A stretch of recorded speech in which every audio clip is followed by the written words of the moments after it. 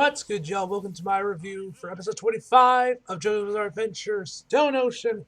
First off, ladies and gentlemen, just want to quickly apologize how I missed JoJo Friday. I know. I'm sorry. I missed JoJo Friday. I'll make it up for you guys next week, or next week I'll be uploading both my episode 2 or episode 26 and 27 of Stone Ocean next week on Friday. I'll make sure they're up on Friday this time, so to make up for me not being able to get these videos up on Friday this week. But yeah, sorry about that, guys. Just been really busy. This last week, mostly with the Hero Walk episode discussion that basically took top priority, and I was just working through that video. That video basically took all of Friday, basically to edit it, and so yeah, I didn't really have any time to do JoJo that week or that day anyway. So yeah, that's why this review took so long to get out for you guys. So sorry about that, guys. Once again, I'll make it up for you guys next week with 2 reviews on next Friday. So yeah, sorry about that, guys. But as per usual, as I mentioned before, guys, you'll be guys looking at this review, and of course, the episodes of 2 and 3, like I mentioned before, will be released this week. Then the rest of the episodes, I'll hold off on and review once we finally get into winter break, and once I get back home, that's when I'll record the rest of the episodes for you guys and get those reviews out. So yeah, there'll be a bit of a delay. So yeah, there'll be a bit of wait between these reviews and the rest of them, but they'll come out, guys. And yeah, we'll finally be done with Stone Ocean. And yeah, but yeah, so far I've managed to stay spoiler free. I haven't really seen anything of it other than one of the little bits of the screenshots of the OP and actually the final ED that I'll play during the final episode, which I won't spoil for you guys in case you guys haven't watched the final episode of Stone Ocean yet, just in case so I won't spoil it for you guys. But yeah, either way, man, this episode was absolutely fantastic, man. Just classic JoJo batshit insane that makes no fucking sense, man. Like, this episode was just classic JoJo, man. Like, the absurdity of this episode is unmatched, man. But without further ado, guys, let's just jump right into the actual video. So we start this episode off with the aftermath of the prison break. Yeah.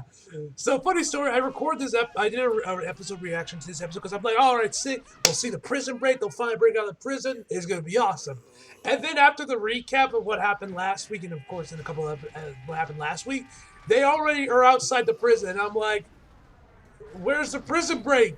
You just cut the prison break? Like, I don't know if that was in the manga and their production decided to cut that scene. You guys can tell me in the comments if you guys have read the manga for part 6. But I gotta say, was kind of disappointed the prison break wasn't in the actual episode, because they're like, yeah, we're gonna break out. You're like, I'm not asking that for it to be like a prison break style, hardcore, expertly crafted, planned out thing like in Prison Break was, because the prison break in Prison Break was fantastic. I'm not asking for all that, but like, even if there wasn't really much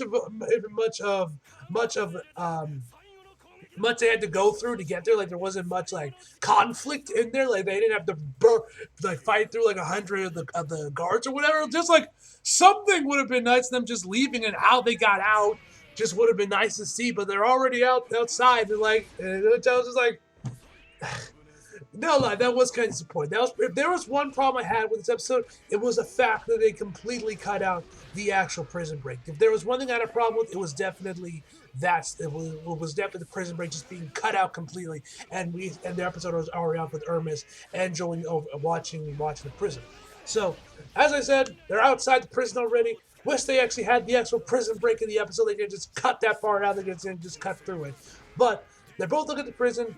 Jolene starts to reflect a little bit of her time at the Dolphin prison and be like, when I got here, I thought it was a complete shithole. And then she looks over at Hermes, and then they kind of look back at the prison. There's a bit of a pause. She says, but now I see clearly, it really was a shithole. And they say that in unison. So, and then Emporium, he's like, oh, we're at the gas station. There it is, the bus stop. And he asks if they're going to take the bus. They're not, because of course they're wanted fugitive. They would get caught instantly.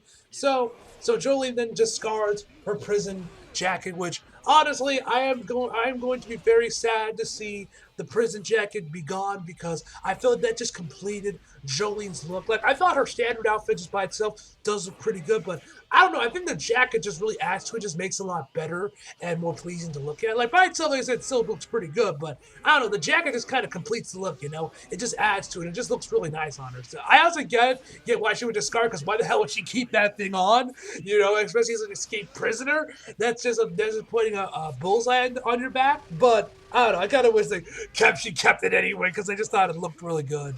And then that's when we get the OP. And Jesus Christ, bro, this may be the greatest JoJo OP of all, man. Like, this OP is absolutely incredible. Once again, it is CGI. I'm assuming by the same studio that's been doing all the other CGI OPs for JoJo. But I gotta say, yo, did anyone else think they like jacked up the quality of these between this episode and the last match we got for the last OP? Because this OP looked absolutely insane, man. Like, I don't know if I'm just going great, but it looked like they just completely jacked up the quality and for the 3D models and everything. It just looked absolutely insane, bro. The song itself was absolutely fantastic as well, bro. Now, I want to do some quick analysis of this OP because I kind of want to talk about it a little bit because there's a lot of cool stuff in this OP that I thought was interesting. I probably won't go deep into this one as I did with the Hero Waka Season 6 OP because there was a lot to discuss in that one, but first thing I want to say, I love this little callback to Stardust Crusaders. We have Jotaro and Dio going at it. I thought that was a nice little callback to the basically the third JoJo OP, I believe it was. Yeah, the third JoJo OP we got when they were already in Egypt and everything. That was a nice little callback. We see a couple of the other scenes from Part 6 kind of redone in the CGI and art style. I love the little silhouettes we get as well. Like I said, I swear to God, they just jacked up the quality of everything, man. The car looks amazing. The character models look amazing. The CGI, the 3D models, everything just looks absolutely insane, bro. The animation looks a lot smoother. The face looks like everything about this OP just looks absolutely insane. Like, am I going crazy or did they just jack up the quality of these OPs, like I mentioned before? So we see Jolene's with her little pendant, with a little like pendant thing she got there with a little photo of Jotaro and his mom in there. And then we see a bunch of some more silhouettes of the other cast members and they use their stand abilities. And then of course we get the whole thing now. This scene was interesting where we see Father Pucci, but we see it and then the camera pans away from him and we see these silhouettes of all these different individuals. I'm assuming this is going to be a case like with I think Golden Wind used this as well. I think it might have also been Stars Crusaders, maybe Diamonds Umbrella. I can't remember what other JoJo OP did this, but I know another JoJo OP did something similar where they had like the other main villains that we're going to be focusing on through the rest of these episodes, all silhouetted out, all shadowed out, and then as they get revealed, they'll be colored in and everything as the OP progresses. So I'm assuming something like that will happen with this one again. I thought that looked pretty cool as well. And then we, of course, get the shot where we see everyone using their stand abilities. And then, most interestingly, we see that it appears that Emporio also gets a stand ability. At the very least, he starts packing heat because this dude like has a straight up revolver in his hand and starts firing. He's like, what do I use? Like, I'm like, bro, did this man just inherit Sex Pistols or something? Like, this shot had me the most intrigued on what this could mean with Emporio. If he is indeed becomes a stand user, we have another like Koichi type situation where he like starts off as a supporting character, doesn't have a stand, but then midway through the series or whatever, he will eventually become a stand user like Koichi did. Now, I'm gonna say this right now, Emporium is nowhere near as cool or interesting as Koichi was, but that would be pretty cool if we actually got to see Emporio become a stand user. Then we get this final face-up between Father Pucci with Pale Snake and, of course, Jolene. And, bro, the fucking water looks insane, bro. Like I said, the character models on Jolene look amazing. Shadows, everything. Like, this overall P just looks so damn good, bro. Like I said, I don't know if I'm going crazy, but it looks like they jacked up the quality of these OPs since the last one, man. And then I love that the OP ends with a callback to the first OP from JoJo, where the first OP ended with Jonathan like charging towards Dio up the stairs. They did something similar where Jolene kind of does the same thing, starts off jogging before she charges right towards Father Pucci, which I thought was a really nice callback to part one. I thought that was really cool before we get to the title card. So yeah, I love this OP, guys. There's a lot of cool stuff in here that I wanted to quickly talk about. And yeah, like I said, the animation on this looks absolutely insane, bro. And the song, like I said before, is fantastic, man. So yeah. Anyway, after that, then we're with weather forecast and Anastasia, as weather forecast says that Jolene is not in the women's ward or in her cell, so he suspects that she has already escaped the prison, and he says that he can feel it in the air. He can feel that Jolene is in there and has successfully broke out of this prison. And then he starts walking away. That's when Anastasia grabs his grabs his shirt, revealing that he has the star birthmark on the back of his shoulder in the exact same place as Jolene, Jotaro, and all the other Joe stars. Now, obviously, this is very puzzling. Why would weather forecast, someone at this point we know is not a Joe star, have the star tattoo, have the birthmark? This is also shown up in the trailers, and I was also kind of questioning, I was like, why does he have the birthmark? Is he secretly a Joe star? Who knows? Maybe he's Jolene's long lost brother or something. Well, we don't know at this current moment. And Anastasia Gordon asks him, "Why do you have this? Think hard if you can't remember." And and then he thinks maybe Anastasia asks him like maybe if Father Pucci took his memory disc as well, and that's why he can't remember, why he can't figure why he has the tattoo, or why he's even in the Green Dolphin prison to begin with. And Anastasia and Weather Forecast says that he is my enemy. That's all I can tell you. And I thought the way he phrased that, "that's all I can tell you," was interesting. So now maybe he could just say that that's all I can tell you because that's all he knows, or he might be hiding something and doesn't want to tell Anastasia just yet. I don't know. This is definitely one of the most interesting things going on with these last batch of episodes of Part 6 is who his father is, who is Weather Forecast, and is he possibly a Joestar? So that I found incredibly interesting. This also, like I said before, this is what I mentioned in my trailer reaction as well when I finally reacted to it, was if he's a Joestar or not. So yeah, I guess we'll find out soon enough on that. Anyway, we then head over to this taxi where we see Father Pucci in the back of the car. Man still isn't feeling too good. He's just like, man, still sweating. He's still heavy breathing and shit as the taxi driver is driving. We can hear on the radio them talking about Jolene and Anna and Hermes escaping, and so. And then we hear some narration from Father Pucci saying, like, it appears that you defeated Mew Mew and is on your way to fight me, Jolene Cujo. And then inexplicably the car stops. It just stalls out, and he can't get it to start working again. The engines is stalling. And then Father Pucci looks over to the traffic sign right next to him, and it says Orlando is 3 miles away. And then he checks a little like meter thing on taxi, and it says $33.33. And the book he's reading is The Three Musketeers. Obviously, a lot of threes going on, man. A lot of threes. So what could this mean? Now we know the number 6666 or number 666 is like bad luck associated with the devil and all that shit. Could this be a similar thing? Now I am no religious expert, so maybe 333 has a similar meaning to 666, but instead of it meaning like hell and devils and all that shit, it means angels and gods or something. I don't know. That's out of my wheelhouse, man, but I thought that was very fascinating that we have a lot of threes going on. And I'm assuming that this means something, that this has some sort of purpose in the story, why there's all these threes around Father Pucci. So the cab driver can't get a start. He apologizes to him and tells him to get nasty, tells him to at least let him call him another cab. Father Pucci tells him, no worries, I'm not in any hurry. And then, of course, gets out of the car because the car is stalling and he can't get it back working.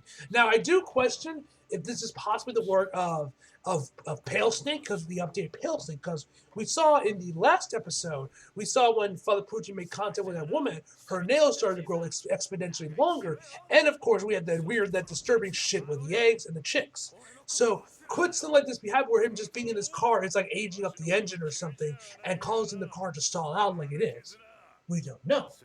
But we'll have to wait and see on that. Anyway, as I said, he gets out of the car, and as he hobbles around, he says, 7 days until the new moon, and I am born anew. Just have to hold out for 5 more days. I'm sure I can hold out in this town. And says that he needs to figure out how to keep Jolene away from him. And then that's when we see a few police motorcycles and as well as an ambulance pass by him. I think there was 3 motorcycles. If not, it was 2 motorcycles and an ambulance. Either way, 3 was somewhere in there. Then they pull up. He's right next to this hospital. And if you actually listen closely, I'm pretty sure one of the EMTs or whatever was actually voiced by Clifford, one of the side characters, which I got to notice his voice when I went back and rewatched the episode with my headphones on. So yeah, I'm pretty sure Clifford voices one of the like background EMT characters. But like usual, the same problem having with Part 6 once again persists with the gray silhouettes. Why are they a thing? I have mentioned this countless times, but yeah, why? But hey, at least this time they move. At least now this time they actually show some movement. So That's a plus, I guess. Seriously, why has David Production been cheaping out on the background characters? Because some of them are animated. Some of them have full bodies, you know, and everything, you know, clothes and everything, but other of them are just a gray silhouette. Seriously, why? Anyway, whatever the case may be, I've complained about that countless times in these reviews, so I'm not repeating myself. Any here, they try to get they try to get the mountain back into the hospital to get him stable and everything. And there's three ambulances with three criminals, and I think they were all like involved with like drugs or gangs or something. And the ring off one of them falls off, a quarter from another one falls off, and a bullet from one of the guys that got it, from one dude's leg, all come out and start rolling towards Father Pucci. Once again, three items. And then I'm questioning, like, how is this even happening? Like, did this man suddenly become Magneto now too, where he has magnetism and everything? Then another druggie comes from behind him and grabs him from behind with a pair of scissors, mere like a couple inches away from his throat. And he starts threatening, like, "I'll kill him, you know, get away from me," and all that shit.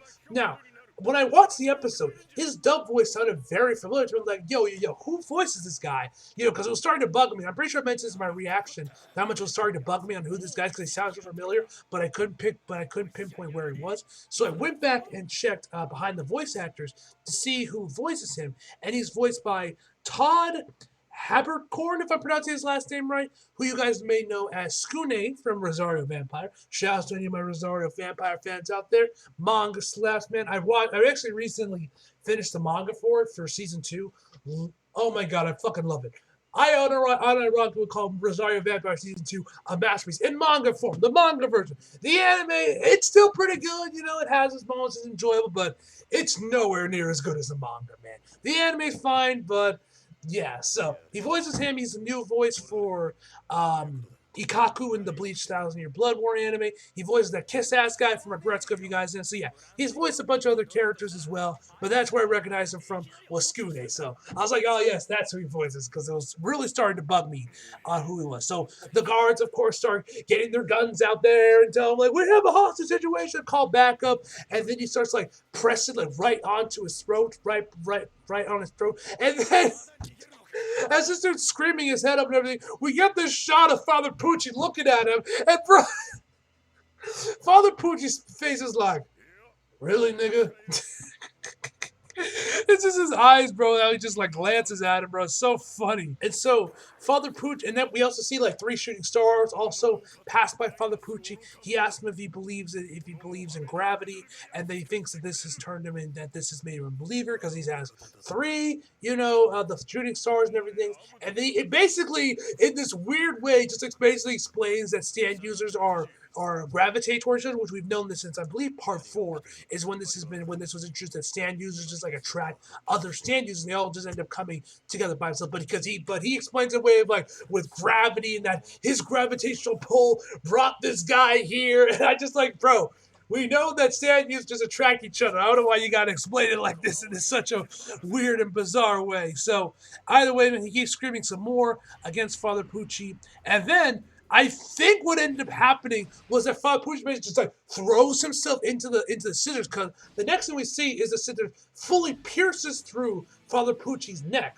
Now the guard's like, holy shit, he stabbed him, this son of a bitch, this crazy son of a bitch stabbed him. And then the criminal and the junkie is like, nah, bro, I didn't stab him. You know, that wasn't me. So I'm assuming what happened was Father Pucci just ended up stabbing himself just to know if this dude would kill him, just to try his luck, I guess, because of what's been going on with him. And according to him, that the blade ended up missing a vital nerve by 1 millimeter. So all this dude would have to do is twist the blade like a little bit, and then bam, he would sever a major nerve in his throat. And then, mind you, as he has sharp pair of scissors impaled through his throat, blood is coming out of his throat, gushing out, man. Like, the man is bleeding. He says, this wound is not life-threatening.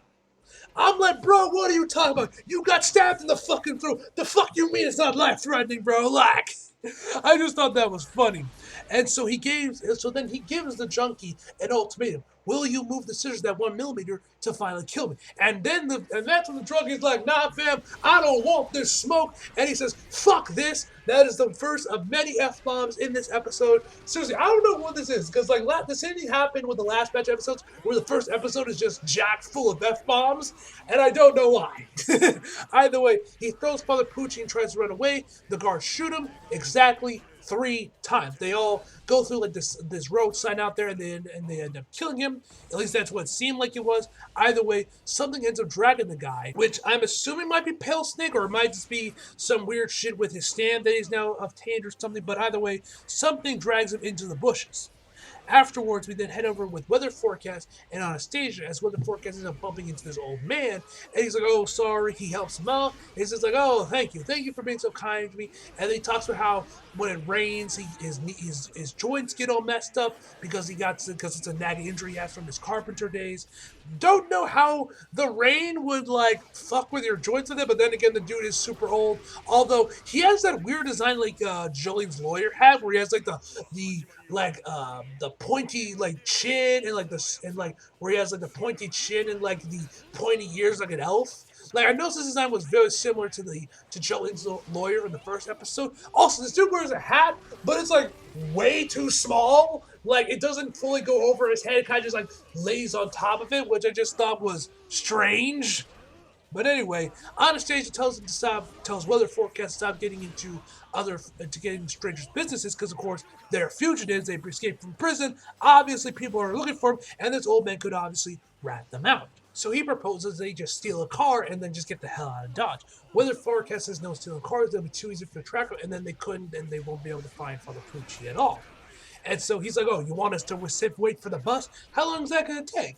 And then the old guy comes back and he says, oh, waiting for the bus, that would take an hour for the next one.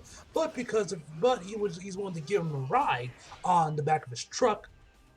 And says that, I don't know if it's because you were nice to me, but miraculously all the pain in my knees is gone. And then we see that, low-key, weather forecast is low-key goated for this, is that he basically like opened up the rainstorm and basically opened a hole in the sky where the clouds are, just opened it up for the old man to not get hit by the rain. So to him, it's just clear skies, he feels fine, and the rain completely avoids him. I don't know why you just stop it from raining just completely rather than doing all this, but I thought that was pretty cool of Weather Forecast that he kind of got the rain away from the old man. I thought that was pretty cool. So they agreed to join him on the car, and then they started driving off.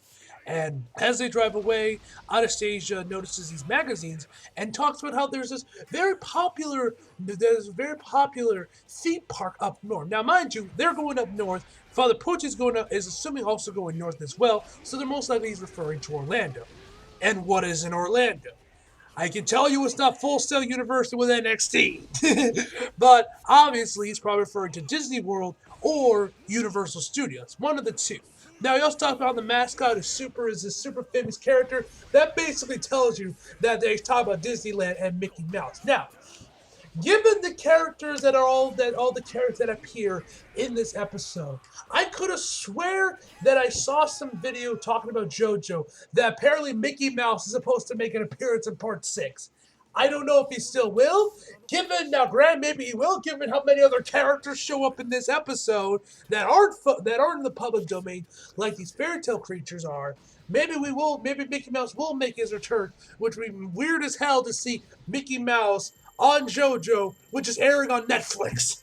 If this is on Disney Plus, it wouldn't be that weird, but because it's Netflix, it's gonna be kind of interesting if you actually do see Mickey Mouse. Now, like I said, I'm going off like year-old memory, so maybe I'm just misremembering stuff, but I could have sworn I saw JoJo video mentioning that apparently Mickey Mouse is supposed to make an appearance in part 6. So I have to wait and see on that. So he opens up the magazines and notices that all the characters are missing. That there's no there's no photos of them. And then they start seeing something moving around the boxes. They're wondering what the hell's going on. And then Anastasia uses Diver Drive and puts his hand through the one of the boxes, saying he got something. But he says they still see something else moving. But he's got one of them, which revealed what he got is actually Pinocchio. So then they find Pinocchio. They're wondering if this is an enemy stand user. Weather forecast says that there's no way it's the old man, because why would he wait till now to attack them? And so he starts interrogating. He's like strangling Pinocchio and starts interrogating him, asking him like, "Where is the other ones? Are you working alone?" He's like, "Oh no, man, I'm not working alone." And then bam, his nose extends up and just hits Anastasia right in the face, drawing blood. He says, "Oh no," it's like, "So no, when I lie, my nose gets all long and junk, and I just lied straight to your face." And I get to the reflex thing, and then explains that he wasn't telling us. Please, like, while he is working alone, that doesn't mean he's not the only one there. And then his nose goes back to normal. Once again, he returns to interrogating him, strangling him as Pinocchio tries to tell him that there's 700 guys there, and that the 700 guys walking around here, and then mentions that they're all eating that apple. We see the apple that's a bite, and we see 7 legs pop out. Anastasia's like, "What the fuck is going on?" He actually does say fuck. This was also where the second F-bomb of the episode was, where he's like, "What the fuck is going on?" He picks up the apple with Diver Drive, starts examining it, and then the 7 dwarves appear on top of his shoulder. Yes, the 7 dwarves from Snow White and the 7 Dwarfs are also in the. And so as the 7 dwarves are talking about that the apple isn't poisonous, and like who would pick a poison apple from some old lady they didn't know, and then one of the other 7 dwarves, I don't know who any of these 7 dwarves are. They look nothing like they're Disney counterparts, so I can't tell these people apart. So I'm gonna just say the 7 dwarves. I refer to all of them unless we ever get their names and which one's which.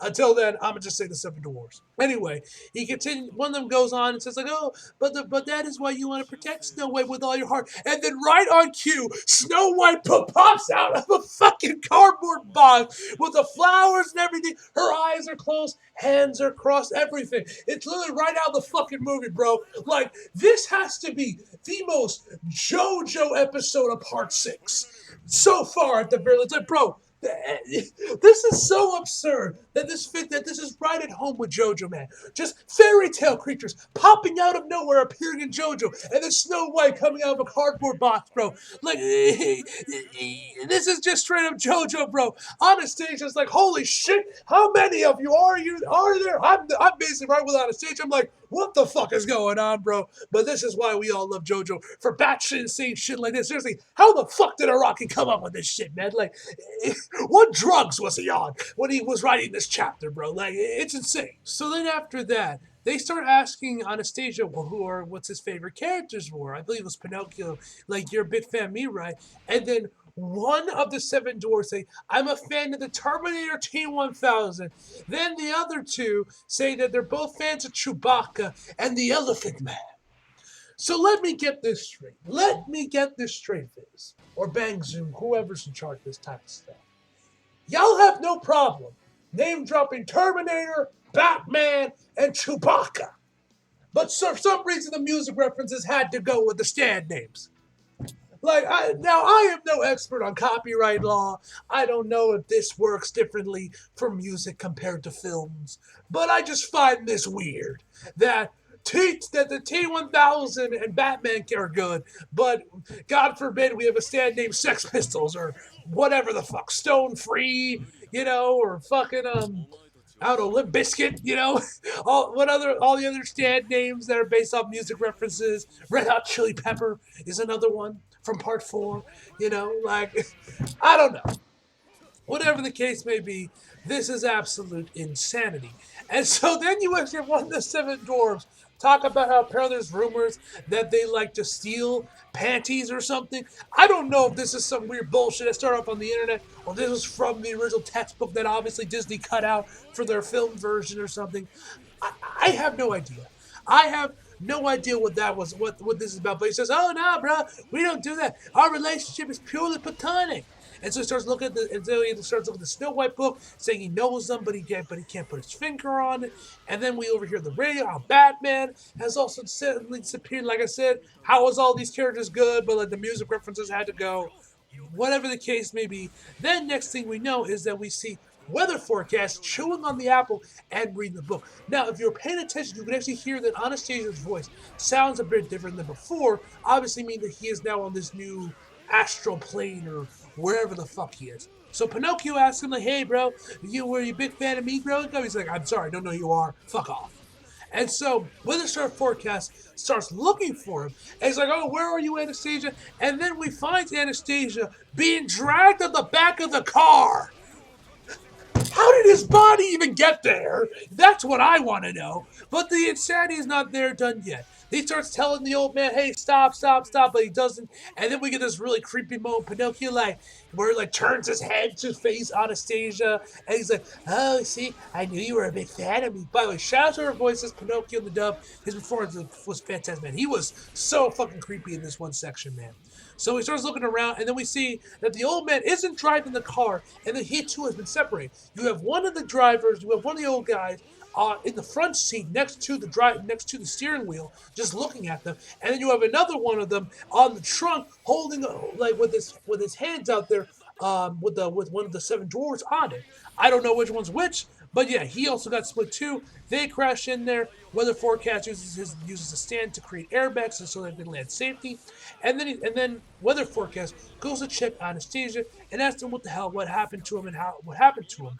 And then we find out that that wasn't the real Anastasia. That Anastasia is still separated from his body, and he starts interrogating Pinocchio some more about him. And then the cameos are not done yet, because then we see fucking Astro Boy and a couple other mechs that I don't know, that I don't recognize. They're also from Japan. They're also Japanese as the Seven Dwarfs. So I'm assuming they're from some very obscure mangas from like the '60s or whatever. Because I know Rocky's a very old guy. I'm pretty sure Rocky's like in his 50s now, although the dude looks fucking 25 or something. Don't know how he managed to stay so young. But whatever the case may be, so the other seven dwarfs say, "Oh, they're Japanese, but their designs are cool, but they're totally overrated," which I thought was funny. So then he starts strangling and interrogating Pinocchio some more, being like, "So that the fantasy characters and characters from comics come based around. That's how you work. That's how it works. You fantasy fucks. If your stands, where's your stand user?" He straight up calls him fantasy fucks. That's another f bomb that appeared in this episode. And so Pinocchio tells him, like, "Oh, sorry, bro. I have no idea what's going on here either." Then he throws Pinocchio to the floor, uses diver drive, punches him, which basically like decapitates him, and like his arm is also cut off, and he's like pouring blood out. He's like, "Wait, what's going on?" And he screams out, and like kids love him, and then he uses diver drive to fully kill him. So then he like walks away. The old man's like, "Wait, say, hold on." He's like, "Oh, I don't got time for this. I know someone will come by soon and give you an ambulance." And then he notices, his like a lot of hair is coming out of his ears, his nails get a lot longer, and then at this point I'm like, wait, is this going where I think it's going? Then he ends up growing a tail, and then his mouth also changes. And right at this point, I'm like, oh shit, he's turning into a donkey, like in Pinocchio. Like the little kids that were bad kids, and they all turned into donkeys. And Jiminy Cricket said, "Oh, that's right, make a jackass of your film," which is the first time I ever heard that term as a child. Was in that movie. That's the first time I ever heard that term. Funny little Glenn story for you all, but that's what I first thought when I went and saw it doing the reaction. But when I looked at the episode a little bit closer and could actually hear his dialogue, because now I have my headphones on and everything, then I realized he turned into the big bad wolf from Little Red Riding Hood, because he mentions Little Red Riding Hood as Diver Drive decapitates him fully, and then we see that weather forecast almost Anastasia's body, I guess, have gone onto a bus, and he's like screaming out to weather forecast, like, "No, weather forecast," and all that. We get back to weather forecast, and he says that he thinks what's going on is that the creatures and the characters have nothing to do with the stand, and the stand user are somewhere else entirely. It's two different entities, and they're up north. So I'm assuming also near in the Orlando area, and that's where he's heading off to. And you can also see Little Red Riding Hood in the background of this little section of the episode inside the train, as the episode ends with a close-up of her book with her character, of course, missing. And that, ladies and gentlemen, is where the episode ends. I was hoping we would also get a new ED as well, but we did. We ended up getting basically the same ED, but they did change it up a little bit. You see a butterfly in the opening shot, but we also get to see some new underwater shots as well for the further part of the OP, which honestly, I gotta say, they looked really cool. But besides that, that's only changes to the ED we got, which was a little bit disappointing. I hope we were going to get a new ED as well, maybe hear another new song, but alas for them. Now, granted, I do know that there will be a new special song playing during the final episode for the ED. I won't spoil it if you guys haven't gotten gotten to the episode already by the time you will watch this review, but I am looking forward to that because I know what song it is, and I thought it was pretty awesome that they played that for that final episode of Part 6. But yeah, man, that's where I'm going to this video off. Overall, due to the batshit insanity of this episode, my final over for this episode is a 10 out of fucking 10, ladies and gentlemen. So, hope you guys enjoyed the video. You like if you did, subscribe if you're new, follow me on my social media if you feel like it, links down in the description box below, and as always, come back for more. See you guys next time.